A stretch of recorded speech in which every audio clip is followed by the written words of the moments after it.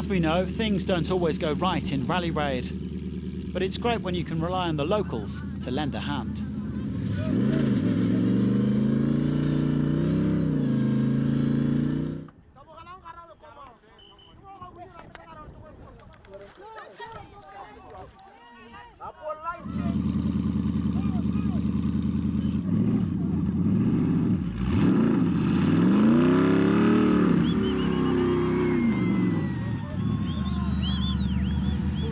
Welcome to stage 4 of the South African Safari Rally.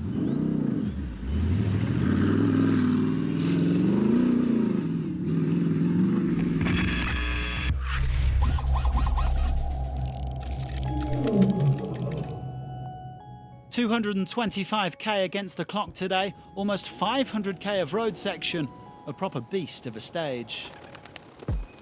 But once again, it turned into a Daniel Sanders masterclass.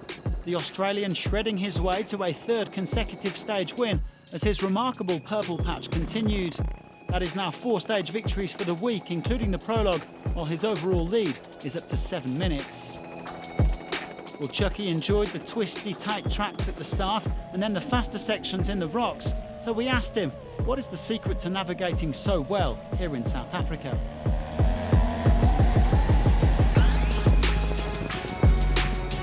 Got to read the road book as quick as you can, as fast as you're riding as well. So it's, yeah, there's some notes there that, you know, in 1 kilometre there might have been 6 notes. So just had to tick everyone off and make sure it all matched and looked correct, and just back yourself and push and try not to lose the time opening, which we didn't. So that's really cool. A great day for Sanders then. However, his teammate and nearest overall challenger, Luciano Benavides, ran into a spot of bother. The Argentine making 2 navigation mistakes and coming in 4 minutes down. He's feeling good though, he's happy with his pace, and he still has a 3-minute cushion to 3rd place. Well, Ross Branch said it was a bit of a strange day. After a strong start, he made a mistake and was overtaken by Ricky Brabeck and spent the rest of the day in the American's dust. Still, he was delighted to see so many fans from Botswana out supporting him as the rally passed close to the border of his homeland. Branchy 5th fastest on the stage. Well, the most exciting fight unfolding in these final days is the one for 3rd place overall. Ricky Brabeck was on the bottom step of the podium this morning, but he slipped down to 4th after losing 1.5 minutes to his teammate Adrian van Beveren. The American had a couple of small crashes, but he's okay and ready for a big push tomorrow.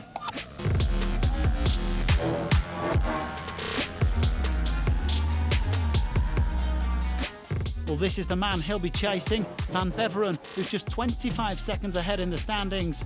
The 2 Honda men are also neck and neck in the World Championship. The Frenchman enjoyed himself out there today, getting into a good flow with his speed and navigation.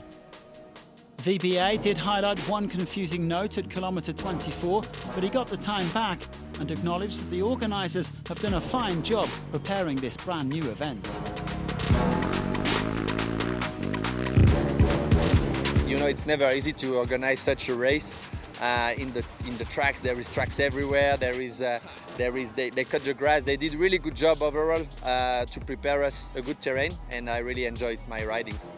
So we will see, you know. And anyway, I will give my best as I always do, and we're racing and enjoying at the maximum. Sanders taking his 11th W2RC stage win of the season, including prologues, by 53 seconds from Van Beveren. Howes, Brabeck and Branch complete the top 5. Sanders has a commanding lead, but it's super tight between 3rd and 4th.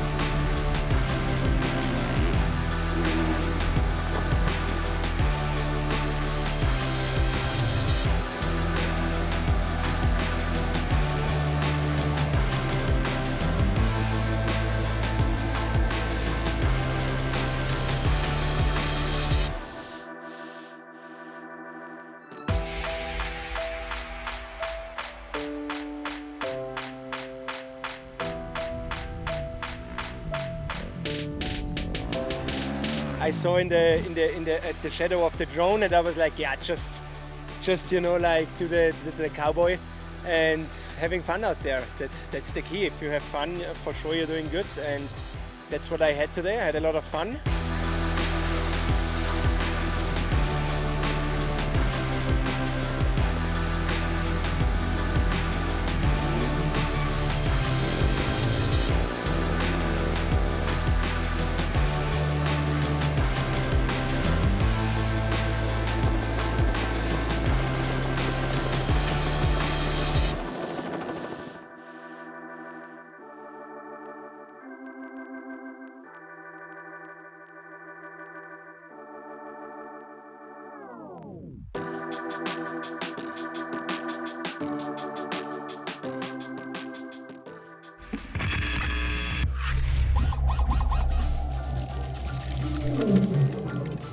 Victory in the quads went to Antanas Kanopkinas, who had an absolute ball, 17th fastest in the FIM classes. The Lithuanian said the grip was much better today, and that allowed him to brake late and be aggressive in the corners. He came in 5 minutes clear of his teammate, Gaetan Martinez. Everything is fine. We are really glad. It doesn't matter who, me or Gaetan in the first position. We're in the first and the second position with the CF Moto. It's unbelievable. It's a part of the history which we are writing for the CF Moto.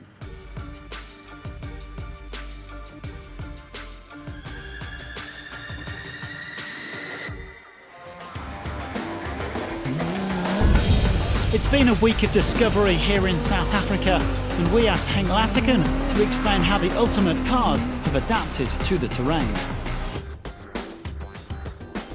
Hi guys, we're here in South Africa, and obviously the cars are set up a little bit different to what we are used to at Dakar.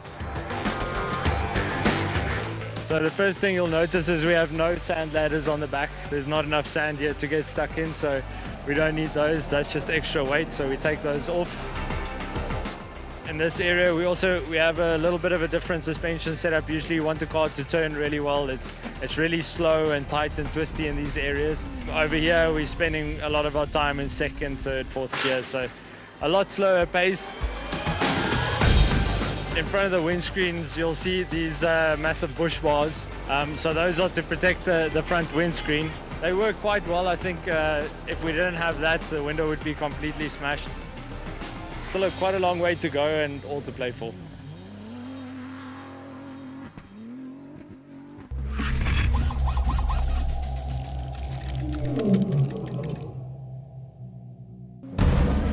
On to another spectacular day in the top cars class, and sometimes pictures are worth 1,000 words.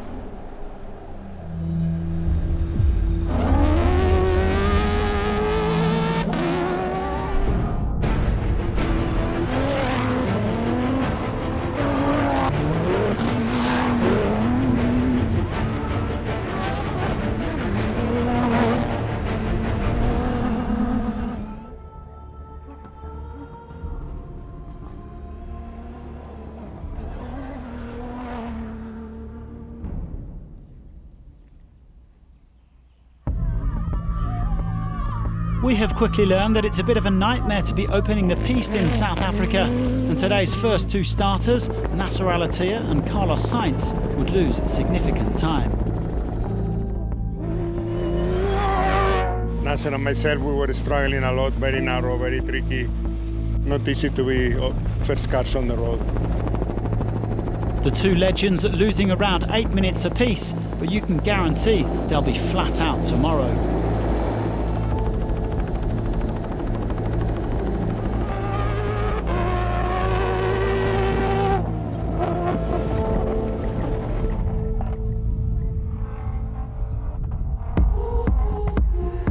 Here's another legend, Janil de Villiers, the only South African winner of the Dakar. He's been competing for Team Hilux in a V8 Toyota, and he's currently running 17th. But above all, he's been delighted to welcome the biggest names in Rally Raid to his home event. I think so far it's been really great. You know, it's something different to all the other rounds, and I think it's a good thing for the championship. It balances it well. And we definitely hope everybody's enjoying it and that they will come back next year. Onto another fairly well-established name in motorsport, Sebastian Loeb, who's still very much in the fight for overall victory. The 9-time World Rally champion set off 4th today and lost time early on, but he really put the hammer down in the second half of the special. A few little errors, but he is only 39 seconds off the lead.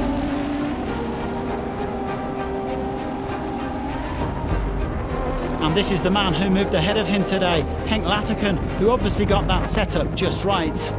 The South African quickly got past Matusaradori and said that it was when he was approaching Loeb's dust that the Frenchman really started to push. Tomorrow's battle for the inaugural Safari Rally crown promises to be sensational.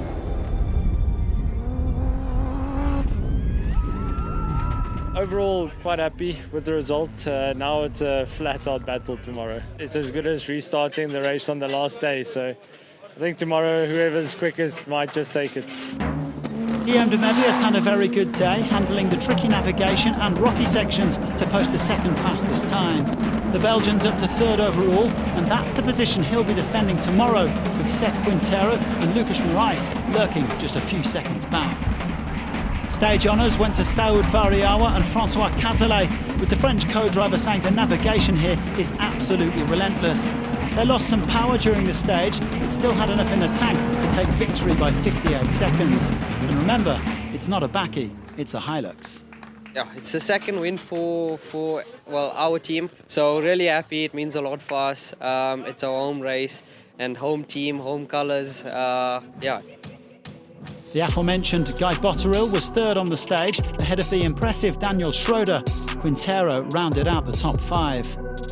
39 seconds between 1 and 2, just 18 seconds between 3, 4 and 5. We are in for some final stage.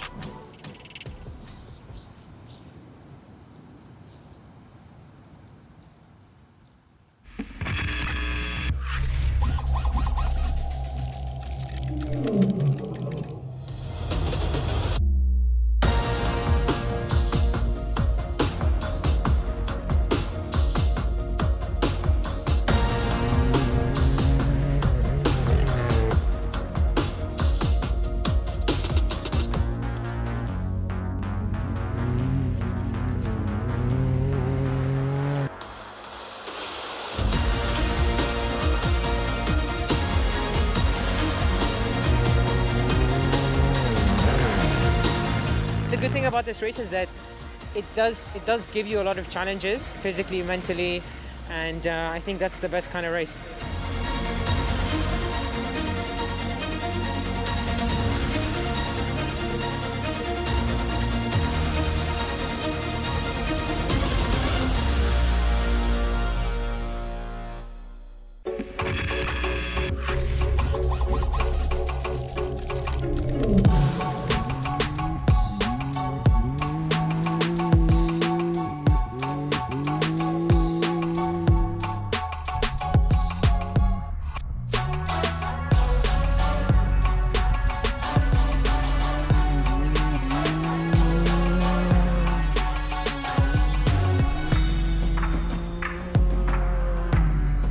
So yeah, it's been so far very ups and downs. We have a bad stage yesterday again, and today a good stage. We keep a conservative pace, but in the end we got the win, so that's the most important part as well. Win points for the championship.